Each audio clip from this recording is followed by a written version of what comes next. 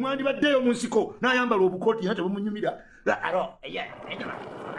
6th, 2023. It's a quiet Saturday night in Kyanja, one of Kampala's rapidly growing suburbs. A black vehicle slowly approaches a residential gate. Inside sits one of Uganda's most recognizable and controversial online personalities, a man who built a career on speaking his mind, a man loved by some and hated by others, a man who had spent years exposing, criticizing, mocking, and sometimes provoking the country's politicians, musicians, businessmen, and socialites. His name was Ibrahim Tusubira. Most Ugandans knew him simply as Isma Olaxess. Moments later, gunfire shatters the night. By the time the shooting stops, the blogger is dead. 3 years later, investigators are still trying to answer a question that has haunted Uganda since that night.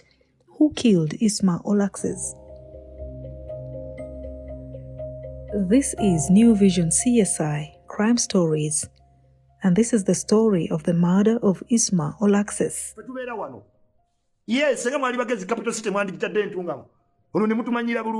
Before his name became synonymous with controversy, Ibrahim Tusubira was just another Ugandan searching for opportunities abroad. He spent more than a decade in Sweden, where he worked and tried to build a life away from home. When he returned to Uganda around 2015, he entered a country transformed by social media, and social media would transform him. Olaxess discovered that his greatest weapon was not money, power, or political influence.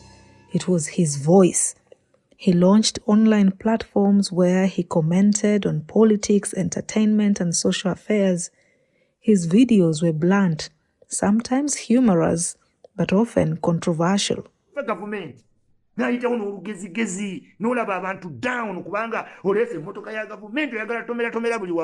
Watch out.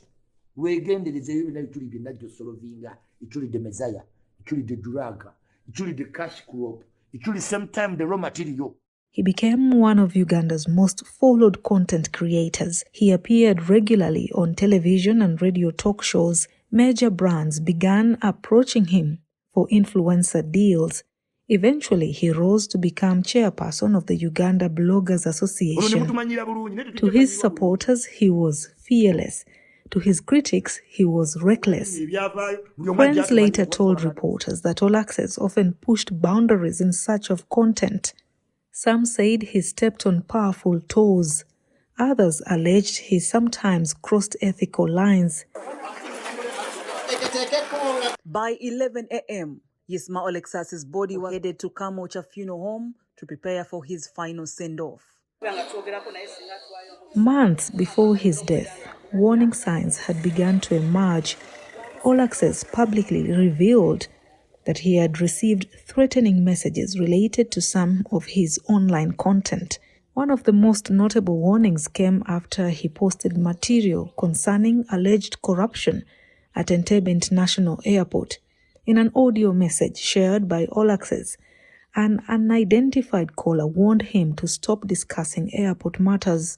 The caller told him that the issue was already being handled by the relevant authorities. The message ended with what many interpreted as a threat, a warning not to become a hero. At the time, nobody knew whether those threats would amount to anything, but investigators would later revisit them after his death. For you to think you can earn a living or a name through blackmail and abusing, it is something we condemn, and we shall continue fighting it, but we also equally need your input as Ugandans. Then came another controversy. Just days before he was killed, Olaxess posted commentary about the shooting of State Minister Charles Etukuri. Museveni, in the PA, in the director, in the Gondi, in the commissioner. His remarks attracted criticism and renewed debate about his style of commentary. Whether those comments had anything to do with his death remains unknown. Saturday, May 6, 2023. Olaxess begins his day much like many others. Friends later say he had gone to Victory Playground to play football. He was known for exercising regularly and maintaining an active lifestyle. Later, he spent time around an area commonly known as Monte. As evening approached, he joined his driver, Matthias Waswa. According to investigators, the two traveled through Munyonyo and used the Entebbe Expressway. They later stopped at Nyakana's pub in Mutungo, where they had dinner. At some point during the journey, something unusual happened. Olaxess received a phone call. The call was important enough for him to instruct his driver to stop near Munyonyo roundabout. They waited. The caller never appeared. Eventually, they resumed their journey. Years later, investigators would still be trying to identify whether that call was connected to what happened next.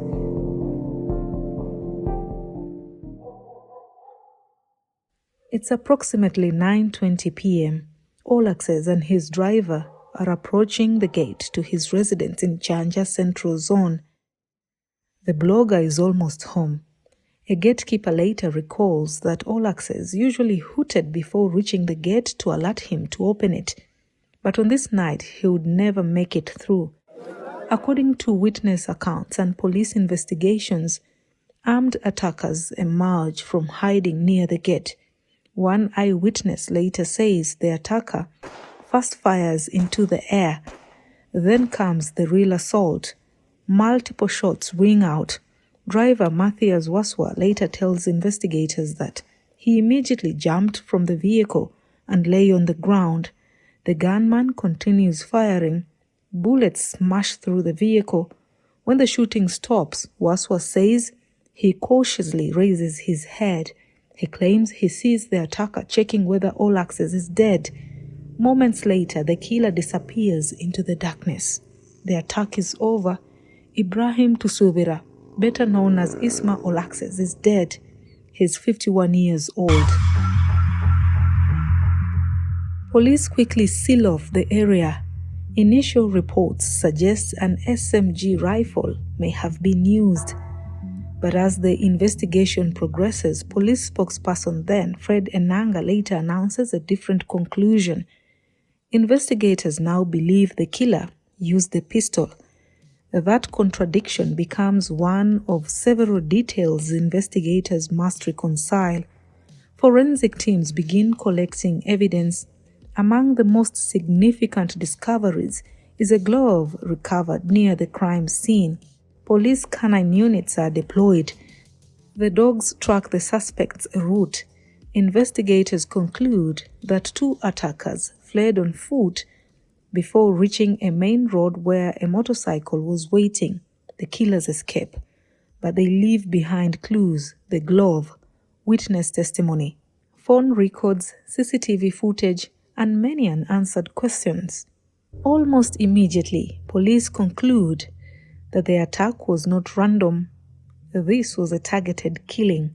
Investigators begin reconstructing Olaxess' final moments. They review CCTV footage, they examine phone records, and they focus heavily on the mysterious caller who contacted him shortly before the shooting. Police also detained driver Matthias Waswa to assist with investigations. 2 additional suspects are arrested. In total, 3 people are held during the early stages of the inquiry. Meanwhile, detectives explore several possible motives.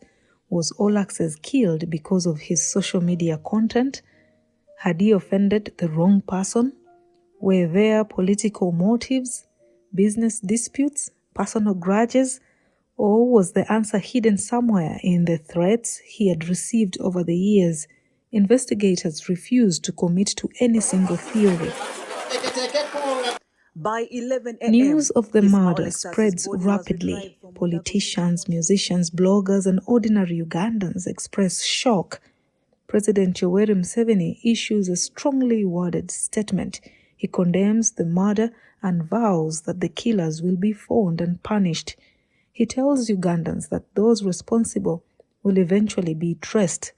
State House later sends condolences and financial support to the bereaved family. On May 7, 2023, Olaxess is laid to rest at his ancestral home in Nkonkonjeru, Buikwe district. Hundreds gather to say goodbye, but for his family, the search for answers is only beginning. Olaxess's mother, Sada Namubiru, makes a direct appeal. She asks President Museveni to ensure that those responsible for killing her son are brought to justice.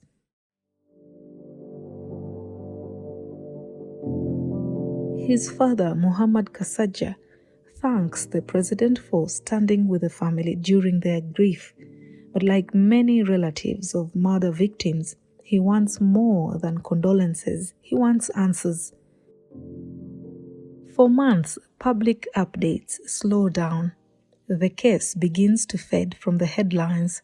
Then, in January 2024, investigators reportedly uncover a major lead.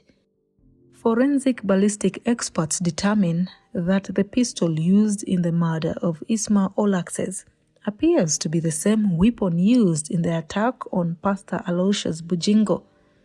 That attack killed Bujingo's bodyguard, Richard Muhumuza. The revelation raises new questions. Could the same criminal network be responsible for both attacks? Was a professional assassin involved? Could multiple high-profile shootings be connected? Investigators intensify inquiries, yet, despite the apparent breakthrough, no public arrest or conviction follows. Today, years after the murder, the case remains unresolved. The glove recovered at the crime scene has never publicly led to a suspect. The mysterious phone caller has never been publicly identified. The CCTV trail has never produced a public breakthrough. No gunman has been publicly identified. No mastermind has been publicly named. No one has been convicted for the murder of Isma Olaxess. And so the questions remain. Who wanted him dead? Why was he killed just meters from his home? What role, if any, did the phone call play? And who pulled the trigger on that dark Saturday night in Kyanja? Until those questions are answered, the murder of Isma Olaxess remains one of Uganda's most troubling unsolved crimes. This episode of New Vision CSI Crime Stories was based on reporting by Charles Etukuri, Alex Balimwikungu, Jeff Andrew Lule, and Stuart Yiga, with additional archival research and timeline reconstruction by the New Vision CSI Crime Stories podcast team. Thank you for listening.